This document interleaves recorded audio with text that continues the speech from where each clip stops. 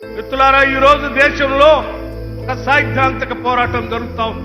రాజ్యాంగాన్ని రక్షించాలని Congress party, India కూటమి ఒక పక్కన, రాజ్యాంగాన్ని రూపు మార్చాలని బీజేపీకి సంబంధించినటువంటి ఎన్డీఏ కూటమి ఒక పక్కన.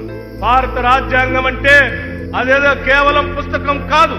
కొన్ని దశాబ్దాలుగా, శతాబ్దాలుగా ఈ సమాజంలో ఉన్నటువంటి ప్రజల ఆలోచనలు, పూజ్య బాపూజీ మహాత్మా గాంధీ గారి ఆలోచనలు, బాబాసాహెబ్ అంబేద్కర్ గారి ఆలోచనలు, జ్యోతిరావు పూలే గారి ఆలోచనల్ని పొందుపరిచి ప్రజల అవసరాల కోసం అందించినటువంటి అద్భుతమైనటువంటి గ్రంథం భారత రాజ్యాంగం.